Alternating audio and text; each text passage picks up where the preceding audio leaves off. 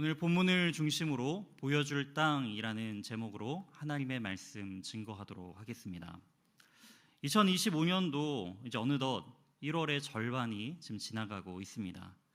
새해를 맞이해 우리 성도님들은 어떠한 결심과 결단을 하셨나요? 새해에 어떤 사람들은 어떤 결단을 했는지 한번 확인을 해보니까요.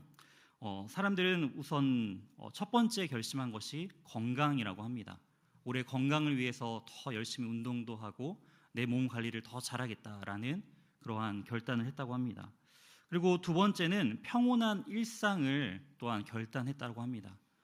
올 한 해는 평온한 그러한 일상을 보내기라라는 그런 결단을 했고요. 세 번째는 행복을 결단했다고 합니다. 오늘 한 해 행복한 인생을 살겠다라는 그런 결단이죠. 또한 네 번째는 경제적 성공과 또한 이 경기의 회복을 위해서 결단을 했다고 합니다. 올해는 작년보다 더 좋은 그러한 경제적인 상황으로 또한 내가 열심히 또한 일하고 또한 저축도 하리라라는 그런 결단을 했다라는 것이죠. 세대별로 이러한 순위의 차이는 있지만 사람들의 공통적인 그러한 계획은 자신의 행복, 더 나은 미래와 인생을 위해서 계획을 세우고 어떻게 하면 이 목표를 효과적으로 이룰 수 있을까? 어떻게 하면 더 행복하고 더 나은 삶을 살지를 고민하고 또한 결단하고 있다라는 것입니다. 우리 성도님들은 과연 어떠한 목표를 가지고 올 한 해를 시작하셨으며 또한 어떠한 고민들을 또한 세우고 가지고 계십니까? 오늘 이 말씀을 통해서 우리 인생의 목적과 그리고 우리가 진정으로 세워야 할 계획은 무엇인지를 오늘 말씀을 통하여서 함께 나누기를 소망합니다. 올해 성경 통독이 1월부터 이제 시작이 되고 있는데요. 우리 성도님들은 통독 잘 하고 계신가요? 네. 지금 오늘은 어느 분량을 읽으셨죠? 네, 창세기 33장부터 36장까지의 범위를 우리가 함께 공통적으로 통독을 하고 있습니다. 개인적으로 통독을 해도 되지만 이렇게 공동체적으로 함께 통독을 하는 것은요, 함께 말씀을 나눌 때 그 기쁨은 배가 되기 때문입니다. 그리고 이 말씀은 개인적으로도 주어졌지만 초창기에는 공동체적으로 함께 읽혀지게끔 되어 있는 것이 성경이기 때문에 함께 공동체적으로 말씀을 같이 읽고 묵상하고 나누는 것이 너무나 중요하고 또한 함께 나눠야 할 또한 중요한 성경 통독의 방법인 것 같습니다. 우리가 창세기 말씀을 함께 통독하면서 이 창세기의 대략적인 그 개론을 살펴보게 된다면 창세기는 50장까지 되어 있죠. 이 50장까지 되어 있는 것을 크게 두 부분으로 나눠볼 수가 있습니다. 1장부터 11장 그리고 12장부터 나머지 50장까지 크게 두 부분으로 나눠볼 수 있는데요. 첫 번째인 이 1장부터 11장까지는 원역사, 이제 원시 역사라고도 하죠. 그래서 네 가지 중요한 사건이 우리에게 등장하고 있습니다. 1장부터 11장까지의 중요한 사건은 1, 2장에 나와 있는 바로 창조의 사건입니다. 하나님께서 천지 만물을 창조하시는 그런 창조의 장면이 나오고 있고요. 그리고 3장부터 등장하고 있는 인간의 타락이 또한 등장하고 있습니다. 그리고 7장부터 시작되는 이 홍수 사건이 또한 등장하고 있고요. 마지막 11장에서는 바벨탑 사건들을 통하여서 하나님께서 그들의 언어를 이제 나누시고 그들을 흩으시는 그러한 내용들을 또한 기록하고 있습니다. 이어서 12장부터 50장까지는 이제 중요한 4명의 인물, 족장사라고도 불리는데요. 이 4명의 중요한 인물을 통하여서 하나님께서 어떻게 그 인물들을 택하시고 또한 민족으로 이루어 가시는지를 우리에게 말씀해 주고 있죠. 중요한 4명의 인물은 아브라함, 이삭, 야곱 그리고 요셉입니다. 특별히 이 12장은 그 중에 이 아브라함을 하나님께서 부르시는 장면으로 시작하는 것을 볼 수가 있는데요. 오늘 본문 1절 말씀을 보시게 되면은 이 이스라엘의 역사의 시작을 우리에게 알려주고 있습니다. 그 시작은 바로 여호와께서라는 말씀으로 시작을 하고 있다라는 것이죠. 이 주체는 사람이 아닌 바로 여호와 하나님께서 이 주체자가 되시고 이 모든 역사를 또한 인솔하시고 주권하시는 분이 바로 하나님이심을 우리에게 말씀해주고 계십니다. 그래서 하나님께서는 이 아브라함을 택하신 이유에 대해서는 따로 설명을 하고 있지는 않습니다. 하지만 그저 하나님께서는 이 아브라함을 택하셨고 아브라함에게 말씀하시는 하나님의 주권을 우리에게 나타내주고 있다라는 것이죠. 그 주권의 말씀, 우리 1절 말씀을 다시 한번 보도록 하겠습니다. 여호와께서 아브라함에게 이르시되 너는 너의 고향과 친척과 아버지의 집을 떠나 내가 내게 보여줄 땅으로 가라. 하나님께서는 이렇게 말씀하십니다. 떠나라라는 말씀과 가라라는 이 두 가지의 명령을 하는 것을 우리가 볼 수가 있는데요. 떠나는 것은 무엇을 떠나야 합니까? 바로 고향을 떠나야 된다라는 것입니다. 고향은 바로 같은 지역에서 자라고 또한 겪는 그러한 공통된 그러한 문화라든지 또한 전통과 가치관을 가지고 있는 곳이 바로 고향입니다. 그래서 고향 사람을 만나면 어떻게 되죠? 마음 가운데 처음 보는 사람이라도 같은 동양이라는 이유만으로도 마음이 열리고 무엇인가 공통점을 가지고 있으면서 더욱더 친근하게 느끼는 이유가 바로 여기 있습니다. 같은 그러한 문화를, 같은 또한 특색을, 그러한 가치관을 함께 공유하고 있기 때문에 심리적인 안정감을 누리고 또한 소속감도 누릴 수 있는 것이 바로 고향의 존재입니다. 그런 것처럼 이 고향을 떠난다라는 것은 심리적으로도 그리고 소속감적으로도 이제 떠나는, 다시금 무엇인가 이 안정적인 환경에서 벗어나는 불안한 상태를 의미하는 것이죠. 친척과 또한 아버지의 집을 떠난다라는 것 역시 바로 가족의 유대 관계에서 떠나라라는 것입니다. 힘들고 어려울 때 가족이 있는 것이 얼마나 큰 힘이 되나요? 형제들이 함께 있는 것이 너무나도 큰 든든한 힘이 될 것입니다. 하지만 이 모든 친척들과 그리고 가족들, 아버지의 집을 떠나서 홀로 외롭게 나아가는 인생은 굉장히 불안하고 어려운 일이 닥쳐도 누군가를 의지할 수도 없는 그러한 삶으로 내몰리는 그러한 삶이 된다라는 것이죠. 하나님께서는 그렇다면 왜 아브라함에게 떠나라라고 말씀을 하신 걸까요? 아브라함의 고향인 이 갈대아 우르는요, 바벨론 지역에 포함되어 있는 곳입니다. 그리고 이 바벨론 지역에 중요한 사건이 있었는데요, 그것이 바로 창세기 11장에 나오는 바벨탑 사건이 바로 그 배경을 하고 있습니다. 바벨탑 그리고 바벨론이라는 언어의 근원이 바로 이곳에서부터 시작되었다라는 것이죠. 사람들이 함께 모여서 흩어짐을 면하자, 우리의 이름을 내자라는 그 목적으로 세워졌던 그 바벨탑, 하나님께서는 그러한 인간의 욕망을 철저하게 흩으시고 또한 나누시는 것을 우리가 볼 수 있다라는 것이죠. 그러면서 아브라함에게 이러한 우상 숭배의 그 근원지인 이 갈대아 우르 바벨론 땅에서 떠날 것을 하나님께서는 말씀해주고 있는 것입니다. 여호수아 24장 2절 말씀을 우리 함께 또한 보도록 하겠습니다. 여호수아가 모든 백성에게 이르되 이스라엘의 하나님 여호와께서 이같이 말씀하시기를 옛적에 너희 조상들 곧 아브라함의 아버지 나홀의 아버지 데라가 강 저쪽에 거주하여 다른 신들을 섬겼으나. 아멘. 이 갈대아 우르는 특별하게 우상을 만들고 또한 우상을 섬기는 지역이었다라는 것이죠. 바벨탑을 만들 정도로 사람들이 모여서 자신의 이름을 내기 위하여서 또한 흩어짐을 면하면서 강력한 제국을 만들기 위하여 모였던 그들에게 하나님께서는 이 우상에 숭배하는 그곳을 떠날 것을 말씀하고 계시다라는 것입니다. 나 이외에 다른 신을 내게 두지 말라라는 것은 10계명 중에 몇 계명인가요? 네, 1계명이죠. 네, 신우망한 부살간도 거탐. 네, 우리 10계명 한 지가 얼마 되지 않은 것 같은데, 네, 올해 다시 시작해도 될 것 같습니다. 그런 것처럼 이 1계명, 나 이외에 다른 신을 내게 두지 말라라는 이 1계명을 철저하게 어기는 지역 중에 하나였다라는 것이죠.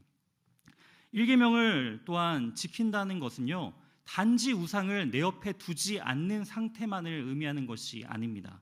철저하게 유일하신 그 하나님께 가까이 나아가고 온전히 하나님께만 최고의 영광과 영화로움을 올려드리는 예배의 삶을 사는 것, 그것이 바로 나 이외에 다른 신을 내게 두지 않는 여호와 하나님만을 예배하는 인생이다라는 것이죠. 이처럼 하나님께서는 이 아브라함을 우상 숭배하였던 그곳을 떠나 온전히 하나님만을 예배하는 인생으로 불러주셨다라는 것입니다. 이처럼 하나님께서는 우리의 인생들도 하나님을 예배하기 위하여 우리를 불러주셨다라는 것이죠. 부르신 이후에는 하나님께서는 또한 어떻게 말씀하시나요? 두 번째 명령인 바로 가라라는 것입니다. 가라. 우상을 섬기는 그 친숙한 곳을 떠나 이제 새로운 목적지를 향하여 나아가라라는 것입니다. 그런데 그 목적지가 어디죠? 네, 나와 있지 않다라는 것이죠. 보여줄 땅으로 가라라고 말씀하십니다. 굉장히 목적지가 모호합니다. 어디로 가야 하는지를 가늠할 수가 없다라는 것이죠. 사람들은 보이지 않고 규정되지 않고 정의되지 않는 것을 견디지 못합니다. 눈앞에 있어야 안심이 되죠. 사랑하는 연인도 눈앞에 있어야 안심이 되지 눈 밖을 벗어나고 그가 무엇을 하는지 알지 못하면은 마음 가운데 그 사랑이라는 감정이 의심으로 바뀌게 되는 것처럼 눈앞에 있지 않으면은 이 의심과 불안함이 생기기 마련이다라는 것입니다. 그래서 출애굽 당시 모세가 시내산에 올라가서 40일 동안 하나님의 말씀을 받는 그 순간에 그 밑에 있던 백성들은 무엇을 하고 있었나요? 불안과 두려움을 이기지 못하고 아론에게 말하면서 우리를 인도하여 낸 그 신 여호와 하나님을 이제 만들어내라라고 이야기하면서 하나님을 형상화하면서 우상을 만드는 금송아지를 만드는 것을 우리는 볼 수가 있습니다. 모세라는 그 눈에 보이는 리더가 눈에 보이지 않게 되고 하나님 또한 눈에 보이지 않기 때문에 사람들은 보이지 않는 신으로는 만족하지 않았다라는 것입니다. 불안감을 이기지 못하고 결국 보이는 신을 만들기 시작했다라는 것이죠. 형상화된 신은 고정되어 있으므로 그들은 두렵지 않았을 것입니다. 언제든지 눈으로 볼 수 있으니까요. 언제든지 그곳에 가면은 금으로 만들어진 화려한 그 송아지로 형상된 하나님이 있기 때문에 더 이상 불안하지 않습니다. 눈으로 파악되기 때문에 더 이상 신비가 아니죠. 의심할 필요도 불안해할 필요도 없게 되었다라는 것입니다. 하지만 보이는 것을 통하여 두렵지 않게 됨을 통하여서 이제 하나님에 대한 그 두려움, 하나님에 대한 떨림 역시도 함께 사라지게 되었다라는 것이죠. 나를 필요로 인해서 만들어내진 신, 나의 필요에 따라서 나의 도움을 위하여서 일하는 신, 그러한 신으로 전락해 버리게 되었다라는 것입니다. 아브라함이 하나님의 이 약속에 집중할 것은요, 내가 내게 보여줄 땅, 그 땅이 어딘지를 집중하는 것이 아니라 바로 보여줄이라는 말에 더욱더 집중을 해야 한다라는 것입니다. 땅이 아닌 보여줄 그 대상이, 보여주시는 분이 누구신지를 더욱더 깨닫고 묵상해야 한다라는 것이죠. 모든 것을 보여주실 그 유일한 분은 바로 하나님이시다라는 것입니다. 그것을 믿음으로 갈 때 하나님의 말씀에 집중하는 그러한 삶을 살게 됩니다. 또한 내가 어디로 이동을 해야 하는가라는 그러한 문제가 아닌 하나님과의 그런 관계적인 부분에 있어서의 그 태도를 더욱더 중요시 여기게 된다라는 것입니다. 내가 어디로 가는 방향성이 아니라 하나님과의 그 관계, 하나님의 말씀을 더욱더 중요하게 여기게 된다라는 것이죠.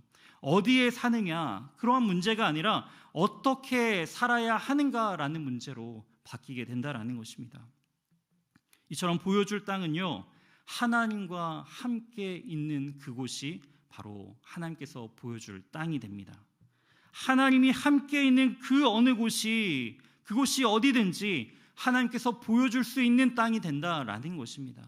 우리는 그것을 믿으며 나아가야 된다라는 것이죠. 하나님께서는 2절과 3절에 아브라함에게 7가지 약속을 주시는 것을 볼 수가 있습니다. 우리 2절과 3절 말씀 함께 합독하도록 하겠습니다. 내가 너로 큰 민족을 이루고 내게 복을 주어 내 이름을 창대하게 하리니 너는 복이 될지라. 너를 축복하는 자에게는 내가 복을 내리고 너를 저주하는 자에게는 내가 저주하리니 땅의 모든 족속이 너로 말미암아 복을 얻을 것이라 하신지라. 아멘. 네, 첫 번째 복은 바로 큰 민족을 이루게 하시겠다라는 약속을 주셨습니다. 그리고 복을 내가 너희에게 주시겠다라고 약속을 하죠. 그러면서 이름을 창대하게 하시겠다라고 또한 세 번째로 약속을 하십니다. 바벨론에서는 바벨탑을 지으면서 우리의 이름을 내자라고 하면서 자신의 이름들을 내기 위해 모였던 사람과는 대조적으로 하나님께서는 내가 택한 자의 이름을 내가 높이리라 라고 말씀을 하시는 것입니다. 또한 복이 되게 하시죠. 복의 근원이 되게 하십니다. 복 자체가 되게 하신다라는 것입니다. 그래서 이 복을 주는 자에게 축복을 하게 되면은 복이 함께 임하게 되고, 복을 주는 자에게 저주하게 되면은 저주가 임하게 되고, 또한 땅의 모든 족속이 바로 이 아브라함을 통하여서 복을 얻게 될 것이다 라는 것을 통하여서 하나님께서는 이 7가지 복의 근원에 대한 부분들을 아브라함에게 약속해주고 있다라는 것이죠. 우리 성도 여러분들은 어떠한 복을 받기를 원하십니까? 내가 하나님 앞에 간절히 바라는 그 복은 무엇인가요? 한번 머릿속으로 한번 생각을 해봤으면 좋겠습니다. 나는 과연 어떠한 하나님의 복을 받기를 원하는가? 아브라함은 이렇게 7가지나 받았잖아요.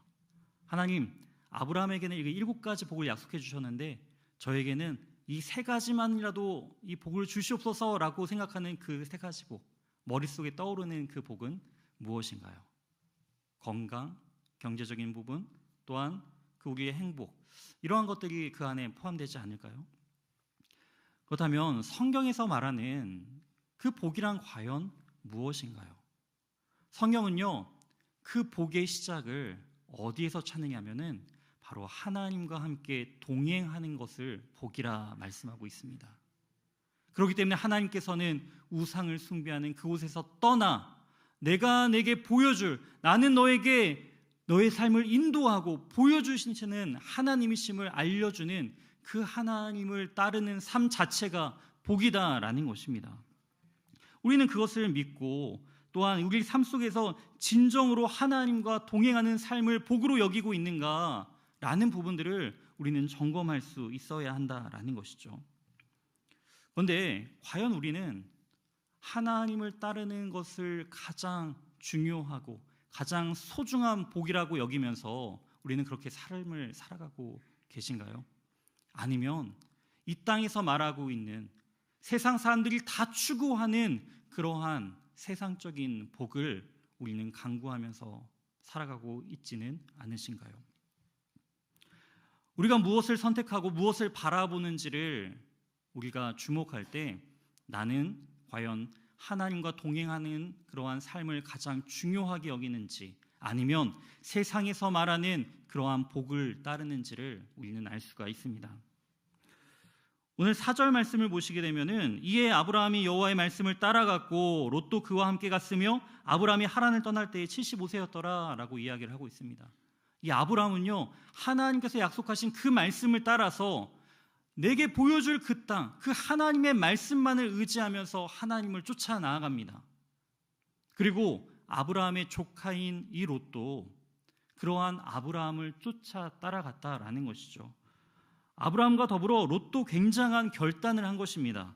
하나님을 따르는 삶을 함께 나도 살아가겠다라는 그러한 간절한 결단으로 아브라함을 쫓아갔다라는 것이죠. 하나님께서는 하나님과 동행하는 그 자들에게 또한 세상에서의 누릴 복도 함께 주시는 것을 알 수가 있습니다. 하나님께서는 그들의 소유가 많아지게 하시죠. 그런데 그들의 소유가 많아지니까 어떠한 문제가 생기나요? 함께 동거할 수가 없게 된다는 것이죠. 서로 다툼이 벌어지게 되고요, 서로 하나가 되지 못하는 상황들이 놓이게 됩니다. 그때 이 아브라함은 조카 롯에게 한 가지 제안을 하죠. 너가 이제 우리가 함께 동거할 수 없으니 너가 원하는 곳을 먼저 결정을 한다면 너가 가는 그곳을 내가 선택하지 않겠다라고 아브라함은 이야기를 합니다. 그때 롯이 창세기 13장 10절과 11절에 이렇게 기록되어 있습니다. 이에 롯이 눈을 들어 요단 지역을 바라본즉 소알까지 온 땅에 물이 넉넉하니 여호와께서 소돔과 고모라를 멸하시기 전이었으므로 여호와의 동산 같고 애굽 땅과 같았더라. 그러므로 롯이 요단 온 지역을 택하고 동으로 옮기니 그들이 서로 떠난지라. 롯은요, 무엇을 바라보나요? 네, 하나님께서 보여줄 땅이 아닌 그가 스스로 보기에 좋은 땅을 바라보게 됩니다.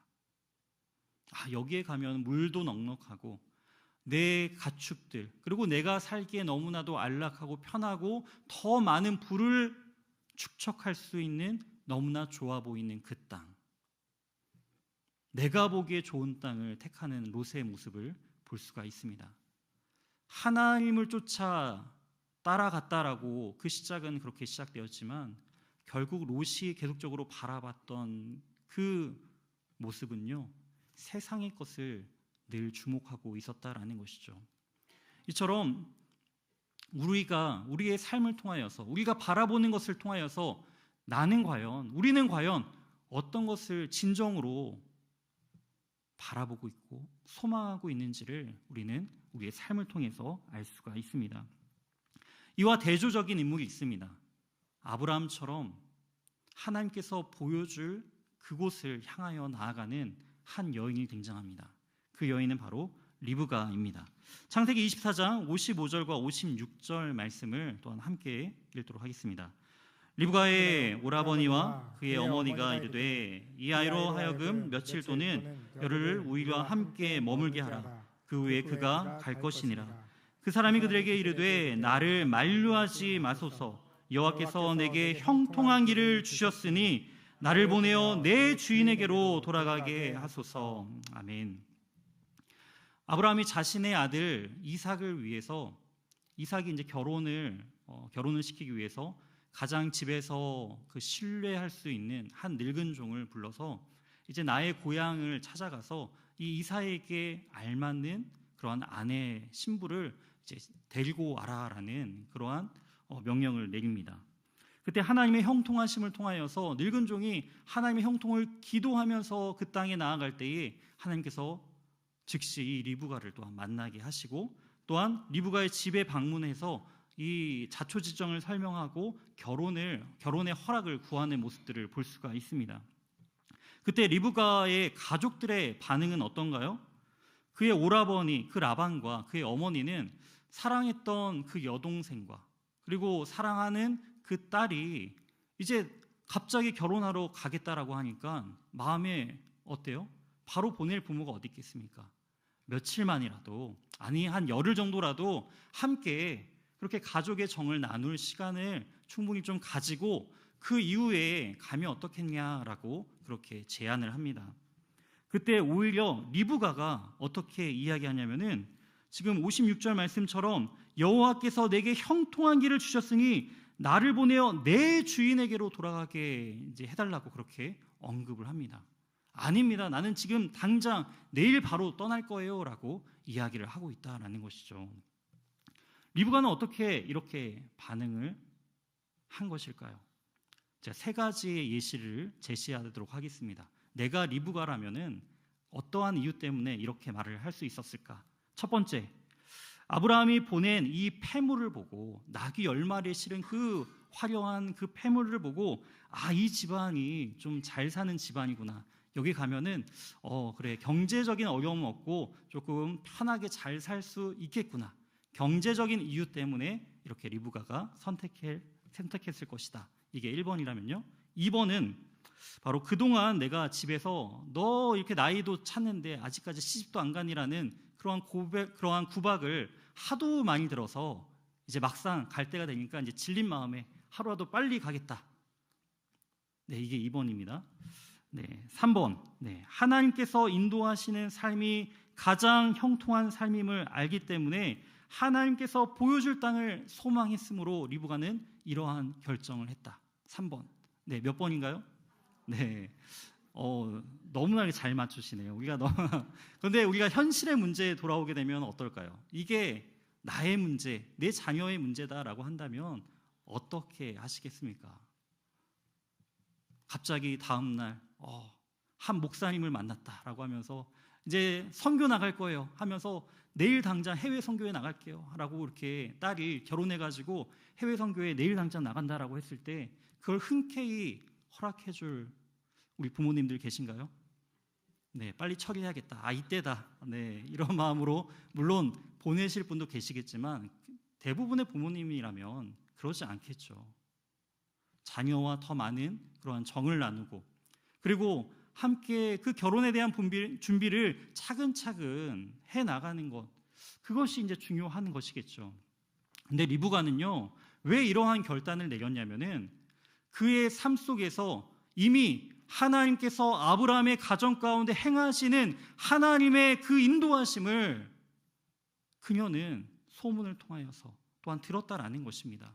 하나님의 역사하심을 그녀는 바라보고 그 소식을 계속적으로 접하게 되고 그 하나님의 보여줄 그 땅을 함께 동역하는 그 길을 늘 꿈꿔왔다라는 것이죠. 그렇기 때문에 리브가는 이러한 상황이 하나님께서 그녀를 부르시는 그런 하나님의 그 부르시는 순간 가운데 주저앉거나 주저하지 않았다라는 것입니다. 곧바로 순종하면서 이 길이 바로 나의 주인에게 그리고 나의 주인의 하나님 되시는 그 하나님께서 인도하시는 그러한 보여줄 땅이 바로 내 앞에 있구나라는 것을 그녀는 깨닫고 온전하게 믿음으로써 지금 결단하고 나가는 모습을 볼 수가 있는 것입니다. 사랑하는 신일의 성도 여러분, 우리 인생은요, 잘 계획하고 준비하는 것 너무나 중요합니다. 어떠한 계획을 세우느냐 세우지 않느냐는 그 인생의 커다란 그러한 차이를 나타내게 된다라는 것이죠. 하지만 더 중요한 것이 있습니다. 그것은요, 나의 계획보다 바로 하나님의 인도하심이 더 앞서는 것이다라는 것이죠. 나의 계획이 다르다고 할지라도 하나님의 뜻이라면 먼저 순종하는 삶, 먼저 그 말씀을 온전하게 우리가 신실하게 순종함으로 따라가는 삶, 그것이 가장 중요하다라는 것입니다. 그렇기 때문에 하나님과 동행하는 인생, 그것이 얼마나 값지고 기쁜 삶임을 우리는 날마다 우리의 삶 속에서 경험해야 한다라는 것입니다. 아브라함의 인생은 어땠을까요? 하나님께서 약속하신 그 보여줄 땅을 나아갔을 때에 그의 인생 가운데 처음으로 맞이하게 되는 것은 기근이었습니다. 어려운 상황들이 그의 눈앞에 늘 있었다라는 것이죠. 하지만 아브라함은 그곳에서 좌절하거나 또한 낙심하거나 주저앉아 있지 않았다라는 것입니다. 때로는 실수도 하고 그 아브라함의 연약함 가운데 하나님의 뜻을 온전하게 믿지 못할 때도 있었습니다. 하지만 그럴 때마다 하나님께서는 아브라함과 그 가족들을 지켜주시고 신실하게 인도하여 주시고 또한 그들로 하여금 진정한 믿음의 대상인 하나님이 어떠한 분이신지를 이 아브라함에게 보여줬다라는 것이죠. 그렇기 때문에 아브라함의 믿음이요, 12장에서 등장했던 아브라함이 이제 22장에서 나아가게 되면은 가장 사랑하는 아들 이삭을 번제로 바치라는 하나님의 시험마저도 온전하게 믿음으로 그 아들을 바치는, 드릴 수 있는 하나님을 경외하는 인생으로 변화되었다라는 것입니다. 우리 역시도 하나님과 동행하며 나아갈 때에 하나님께서는 우리를 이 아브라함처럼 우리의 믿음을 굳건하게 세워주시고 우리의 모든 인생을 하나님께서 지켜주시고 보호해주시는 하나님이심을 우리는 경험하게 될 수 있다라는 것입니다. 어거스틴은 고백론에서 이렇게 말합니다. 주님은 마치 오직 한 사람만을 돌보시는 것처럼 우리 각 사람을 돌보시고 우리 모두를 마치 한 사람인 것처럼 돌보십니다. 너무나 귀한 문장인 것 같습니다. 하나님은요, 이 아브라함을 부르실 때 수많은 인류와 사람들 중에 그냥 한 명으로 보지 않았다라는 거예요. 유일한 한 사람처럼 아브라함을 대하시고 그 유일한 한 사람처럼 아브라함을 세밀하게 인도하셨다라는 것이죠. 우리의 삶도 마찬가지입니다. 하나님께서는 우리를 그저 신일교회의 한 성도로서, 군중으로서 우리를 바라보시는 것이 아니라 여기 계시는 한 분 한 분의 영혼들을 너무나도 세밀하게 인도하시는 하나님이시다라는 것이죠. 우리는 어떤가요? 그 하나님을 유일한 하나님으로 대하며 삶을 살아가고 계신가요? 아니면 수많은 신들 중에, 그 우상들 중에 그저 우월한 신처럼 여기고 있지는 않으신가요? 우리는 진정으로 하나님의 하나님 되심을 고백하는 예배자의 삶을 살아야 한다라는 것입니다. 하나님께서 우리의 삶을 유일한 한 사람처럼 여기시며 우리를 돌보시는 것처럼 우리도 그 하나님 한 분만을 온전하게 바라보고 그 주님께서 보여주시는 그곳으로 나아갈 수 있는 담대한 믿음의 삶을 살아야 한다라는 것이죠. 그렇기 때문에 하나님과 믿음으로 동행하고 동거하고 동역하는 인생, 그것이 바로 너무나 귀하고 복된 인생이다라는 것입니다. 사랑하는 신의 성도 여러분, 하나님께서는 이러한 삶의 모습으로 우리를 초대하셨습니다. 우리를 부르셨습니다. 세상의 수많은 우상과 죄악 가운데 머물러 있는 그러한 이 세상 속에서 우리를 부르셨고요. 또한 우리로 하여금 이제 하나님께서 보여줄 그 하나님의 나라로 우리를 인도해 나아가십니다. 비록 눈에 보이지는 않는다 할지라도 하나님이, 그리고 우리의 미래가, 우리가 나아가는 그 방향이 비록 눈에 보이지 않는다 할지라도 하나님께서는요, 우리의 삶을 신실하게 인도하시는 살아계신 하나님이십니다. 하나님의 그 인도하심을 믿음으로 바라보고 이 아브라함처럼 그 땅이 아닌 우리를 보내주고 보여줄 그 하나님을 주목할 수 있는 그러한 복된 삶을 살아가는 저와 우리 신일의 모든 성도님들 되시길 주님의 이름으로 축원드립니다.